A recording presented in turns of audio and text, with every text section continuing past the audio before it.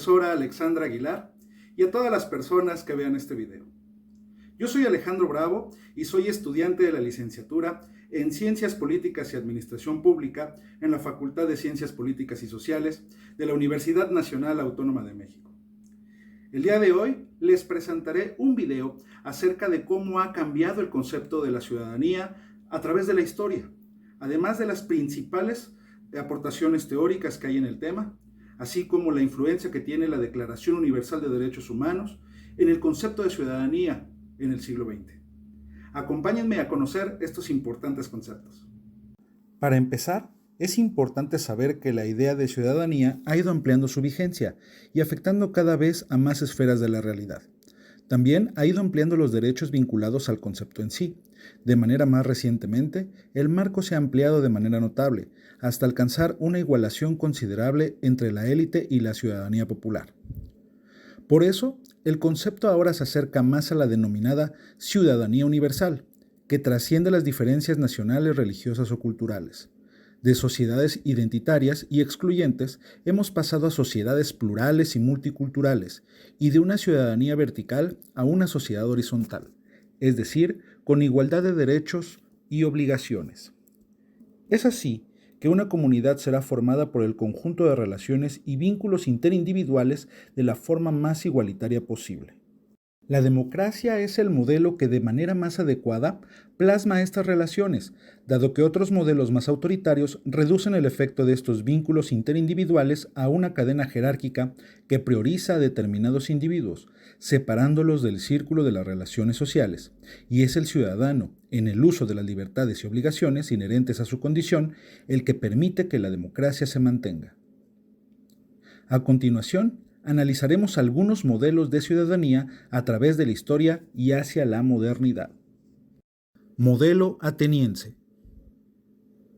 Sus características básicas tienen que ver con un desarrollo de la idea del demos, o sea, el pueblo, y de la participación ciudadana, de la aparición de una subjetividad reflexionante y, en consecuencia, del sujeto político. Pericles aplicó la democracia radical, que no es otra cosa que una mayor participación de la ciudadanía en la política.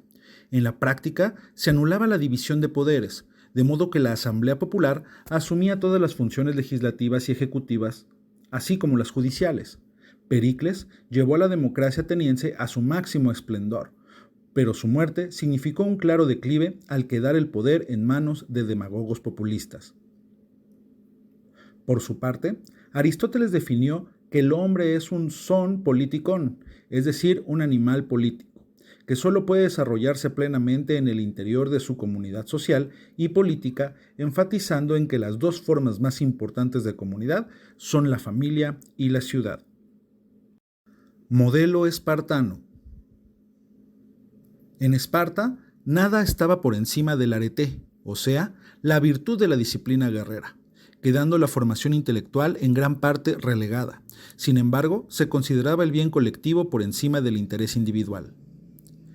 Eso significaba una evolución desde la época más antigua de Homero, en la cual los héroes luchaban por su propia gloria, mientras que en este nuevo contexto de la Grecia clásica se luchaba por la polis común. Roma. El modelo presentado por Roma, a diferencia del griego, ha mantenido una prolongada vigencia durante unos 15 siglos. El modelo romano no fue estático, sino que evolucionó en varias y diferentes fases. En el Principado, se resolvió el problema de tener en el imperio dos códigos legales, uno para los ciudadanos romanos y el otro para los habitantes de los pueblos conquistados. Un punto de inflexión para la creación de una ciudadanía romana se dio en el año 494 a.C., cuando las protestas de los plebeyos en el Monte Aventino permitieron establecer un pacto con los patricios. Como resultado de este acuerdo, se comenzaron a nombrar los primeros tribunos del pueblo, que otorgaban a los plebeyos una cierta protección contra abusos e injusticias. Un elemento específico del modelo romano es que el poder político no estaba ni mucho menos tan repartido en Roma como en Grecia. En el periodo de la República, el poder residía en el Senado y en los cónsules, mientras que durante el imperio, la figura del emperador era la que más atribuciones acaparaba. En el año 338 a.C., con motivo de sus ya múltiples conquistas, Roma puso en funcionamiento un nuevo tipo de ciudadanía, de segunda clase, una especie de semiciudadanía, que no implicaba los mismos derechos que los de la primera clase. Por ejemplo, el derecho al voto no estaba incluido, lo que entre otras cosas impedía que uno pudiera convertirse algún día en magistrado. El emperador Caracalla promulgó la Constitución Antoniana en el año 212, que se convirtió en la ley más importante y reconocida relacionada con la ciudadanía romana. Mediante este edicto, la condición de ciudadanía ampliaba los límites geográficos y alcanzaba a la totalidad de los habitantes libres del imperio.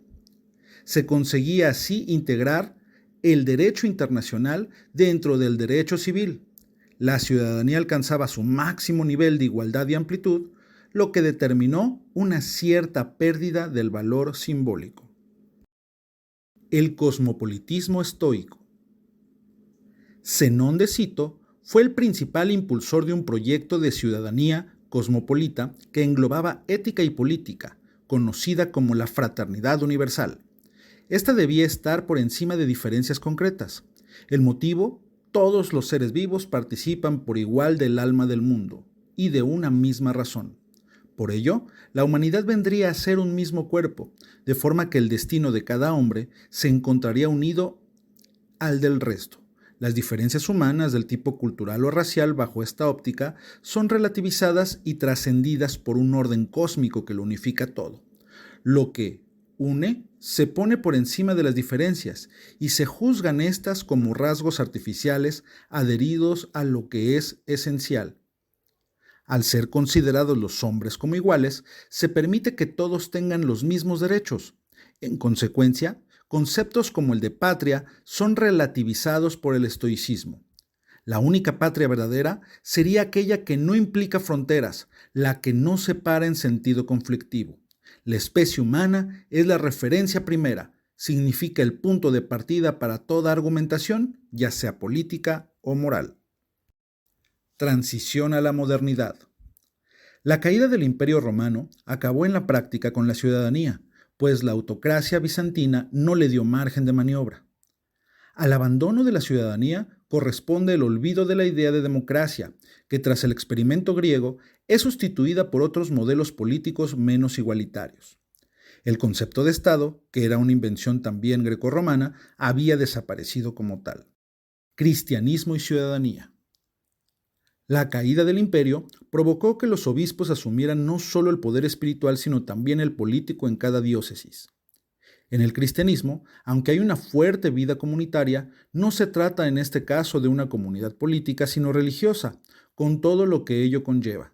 La idea de justicia, por ejemplo, conecta en este caso con la dimensión divina, lo que no permite que prospere un sentido de lo justo que pretenda anclarse en una dimensión puramente humana, como es la que tiene que ver con la política. Las ciudades-estado italianas. A finales de la Edad Media, en el norte de Italia, se organizaron una serie de ciudades-estado independientes, desvinculadas de los estados pontificios y de los modelos caciquiles reinantes, que llegaron a adoptar regímenes republicanos. Nacieron de esta manera las repúblicas de Florencia, Venecia, Pisa, Génova, Milán, Bolonia, Siena, etc., que contaban con autoridad propia tanto política como judicial, y que también prosperaron a varios niveles durante siglos.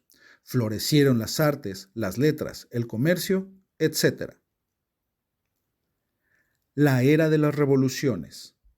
Los principios que defendían el funcionamiento de la política comienzan a cambiar, a la vez que se abre el ejercicio efectivo del poder, a través de dos perspectivas de pensamiento, el republicanismo y el liberalismo. En el caso de la Revolución Americana, los 13 estados aprobaron, al margen de la Constitución, sus propios tratados, en los que se daba una decisiva importancia al tema de los derechos. En el marco de la Revolución Francesa, en la Declaración de Derechos del Hombre y del Ciudadano de 1789, son derechos civiles como la igualdad ante la ley, el fin del sistema de detenciones discrecionales o la libertad de expresión.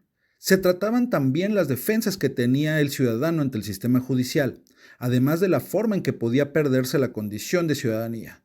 La formulación de los derechos políticos, sin embargo, fue mucho más controvertida. Una medida importante la encontramos en la decisión tomada por la Asamblea Nacional en el año de 1790, según la cual se eliminaban totalmente los diferentes títulos de rango social. Ciudadanía y nacionalidad.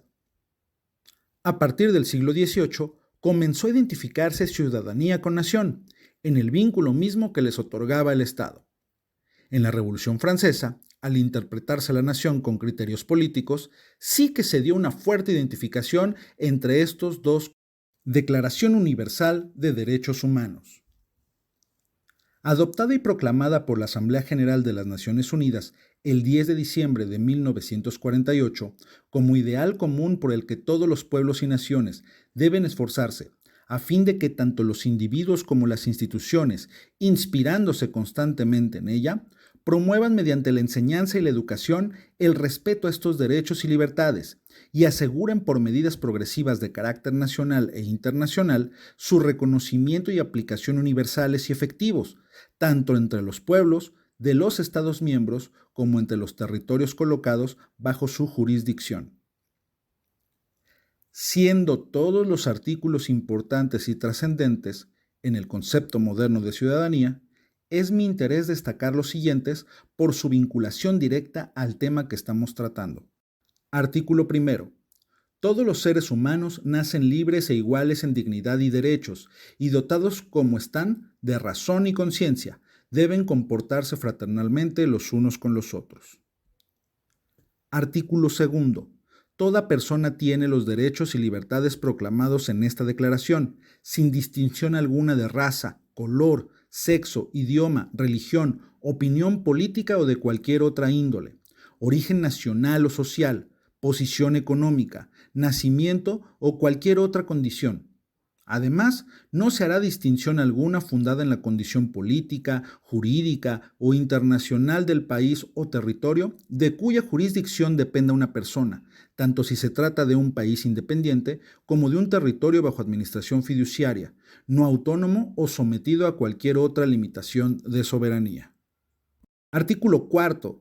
Nadie estará sometido a esclavitud ni a servidumbre. La esclavitud y la trata de esclavos están prohibidas en todas sus formas. Artículo 6. Todo ser humano tiene derecho en todas partes al reconocimiento de su personalidad jurídica. Artículo 7. Todos son iguales ante la ley y tienen sin distinción derecho a igual protección de la ley. Todos tienen derecho a igual protección contra toda discriminación que infringe esta declaración y contra toda provocación a tal discriminación. Artículo 10. Toda persona tiene derecho en condiciones de plena igualdad a ser oída públicamente y con justicia por un tribunal independiente e imparcial para la determinación de sus derechos y obligaciones o para el examen de cualquier acusación contra ella en materia penal. Artículo 18. Toda persona tiene derecho a la libertad de pensamiento, de conciencia y de religión. Este derecho incluye la libertad de cambiar de religión o de creencia, así como la libertad de manifestar su religión o su creencia individual y colectivamente, tanto en público como en privado, por la enseñanza, la práctica, el culto y la observancia. Artículo 19. Todo individuo tiene derecho a la libertad de opinión y de expresión. Este derecho incluye el no ser molestado a causa de sus opiniones, el de investigar y recibir informaciones y opiniones, y el de difundirlas sin limitación de fronteras por cualquier medio de expresión. Muy interesantes los conceptos que revisamos el día de hoy. Espero que haya sido de su agrado y que nos haya ayudado a construir un conocimiento y un concepto global acerca de la ciudadanía. Yo soy Alejandro Bravo y les agradezco el favor de su atención. Nos vemos. Hasta la próxima.